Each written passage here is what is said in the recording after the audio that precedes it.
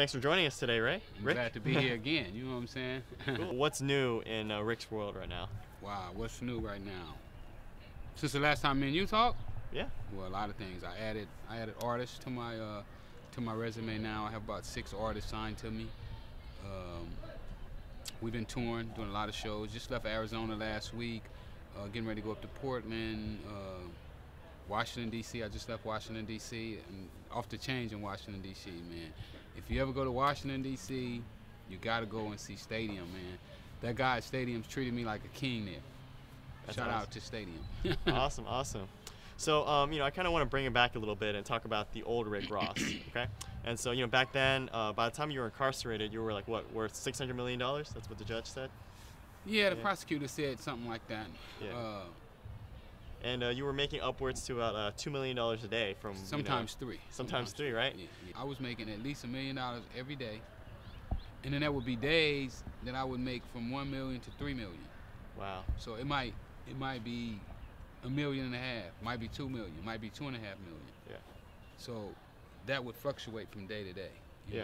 know, what type of number I did, by who came to me, and who up that day. Well, they also say that you also had like thousands of employees and drug dealers that were under you at the time. I mean, to work in that industry, what was it like managing like so many people, and how did you do it? Well, you have to have an attitude of caring about people. Right. I mean, and it, when I tell that to people, they like, oh man, you sold drugs. How can you care about people? But you really do have to care about people. What a lot of people don't understand is when I first started selling drugs, I didn't understand the negative effects of the drug. Only thing I knew is that every time people get ready to go party, they wanted to be high. So I related it to having fun, and it was a while before I found out the negative effects. But I really, really, genuinely love people. Right now, like startups, small businesses are like booming in Silicon Valley, Silicon Beach, and everything, right?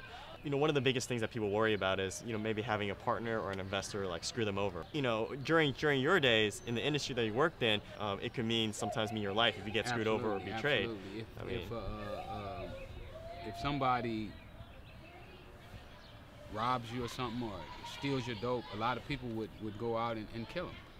I didn't look at it like that, because when I started in the business, I vowed that I would never hurt anybody over money. And I believe that helped me to stay out of prison right now. And do you also think that that's why you had so many loyal people that were under you, because your practice? Absolutely. When my guys would go to prison, I would go out and I would try to get them the best attorney that I could. Right. I would try to bail them out of jail immediately and do all the things that they needed to put their life back on track. Right. Because that's the way I would have wanted somebody to do for me. Right. You have 5 businesses now? I mean, I'm curious. At least 5. In India, they sacrifice their hair. And in America, women are fascinated with Indian hair. Right. They pay a lot of money for it. So what I did is I saved some money, and I started sending my money over to India to get hair and bring it back, and I would sell it to beauticians and just girls in general, at a deal. I would only make a small percentage off of it, but my goal was to do it like I did with drugs, make a small percentage but sell to a lot of people. Right. Well, since you're dabbled on a lot of projects and everything, is there something specific that you're like most passionate about doing? Right now, I'm really passionate about my web properties. Even though I've been not having good luck with programmers, finding good, smart computer programmers is really tough. But I'm gonna figure it out. I keep trying and keep nibbling. One time I got ranked as high as 70,000 in the U.S., which is pretty good, and my goal then was to get down to around 25. I'm really passionate about that. I'm really passionate about my T-shirts right now. Right. These are my new T-shirts. The Real Rick Ross is not a rapper. Sold about 5,500 so far out the trunk with no backing, nobody. I started this company with $300. Wow. And what I did is I went through my telephone and I started asking all of my friends if they would help me sell my T-shirt. And they was like, well, how can I help you? I said, okay, if you give me $100, I'm gonna give you 10 shirts. You take the shirts, sell them for 20 bucks, 25 bucks, and you're gonna double your money. And this shirt is gonna become famous. When it becomes famous, then you're gonna be the exclusive seller for your particular area. You know, how is it going from, you know, making, you know, upwards of $3 million a day to, you know, where you're at currently? Because, you know, you've had a lot of success, you know, coming out of jail, starting from scratch. Like, what is it like for you? I mean, like, you know, because obviously these are numbers are nowhere near what you used to do. Well, money is not the motivating factor. You know, so many people, they put money is only the trophy. See, money is the trophy you get from doing a job well. And a lot of people don't understand that, and what they do is they reach for money first. Well, I'm not reaching for money. I'm reaching for development. I'm reaching for the top, the best, and I know that once you do those things, then the money is the reward. You know, when you get the cars and the houses and all those things, those are just the rewards for a job well done. And that's what I'm doing right now, trying to do a good job. Have you ever, did you always have that mindset? Because, you know, I personally know a lot of young guys that made good money when, you know, they were younger. You know, their biggest motivating factor is, hey, I want to get the nice cars to get the girls and stuff like that. I mean, you know, now it was at one time my motivating factor. You know, the cars, the girls. You know, the girls always. You know, you know, they said the woman is the greatest motivation in the world for a man. Right. So everything that he does for a woman. You know, they said if you took woman off the planet, man would stop eating, stop showering, stop cutting his hair. He don't want no car no more. He don't want a house. You know, it ain't a house if you don't have a woman in there. So definitely a woman is a motivating factor.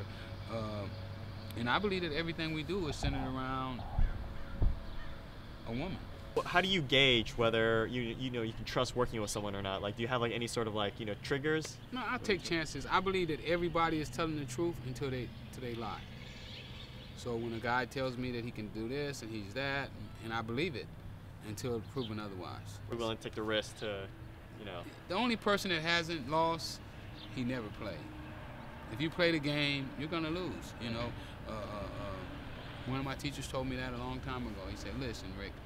The only person that's never lost, trust me, he never played." I mean, Michael Jordan, they say the greatest basketball player of all times. Check his loss record.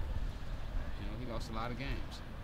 But he still came out on top. Right. What are some things that you learned, you know, during like your drug dealing years that resonates towards, you know, building a successful business today, you would say? So marketing, management, just everything that I do. You know, people buy from people they like. So in the drug business, people came and bought from me because not only did I have good drugs, but they also liked me. You know, they wanted to see me do good. And when people want to see you do good, they're going to help you. You know, they would rather bring their money to you because you treat them like somebody, and to go to this other guy who's going to talk to them bad, cuss them out, slap them when they short. You know, my customers come to me, they were short, I would give them some on credit. You know, and I think people appreciated that. You know, that's why really nobody really, you know, it was only a couple people that ever testified on me. There could have been thousands of people lined up to testify against me. You know, I walk the streets of LA right now, and people walk up to me and say, "Hey, I used to get drugs from you." that's your spot. I used to go to your spot. You know, I got myself together now, and when you see that, and you know, like, wow, man, all these people knew you. You know, they could have took you down, but they didn't. Right. Okay. Well, I was going to talk about a rapper that you least respect. William Roberts. William Roberts. Let's call him that. Yeah. Let's call him William Roberts. Yeah. I mean, I don't know why the guy don't want to use his own name. Yeah. And so you recently challenged him to, you know, as a fun, you know, a charity boxing match. Were you really serious about that? I would do it. Yeah, I would do it for charity. You know. That guy's huge, though. I'm not saying you lose, but he couldn't hit me though. He's too fat. He can't move. You know, I be doing the rope dope on him like Ali. You know, I grew up with Ali. You know, and you know what I'm saying. I go get some training. You know, get back in shape. You know, did you see me in them pictures when I was in jail? I can get back like that in like 6 months. So you know, if we set it up, I'm gonna go get back in shape, start running and doing all the things I need to do. It was really just a joke. But if he accepted, you would do it in a heartbeat, like. Absolutely, I would. I mean, for the kids, you know, I go to these schools and these kids don't have the books that they need to turn them into entrepreneurs. Yeah. And I believe that the books that they have for our kids right now are just books where they just become like robots. And I believe that we have to start developing entrepreneurs and start thinking outside the box. Thank you. Thank you.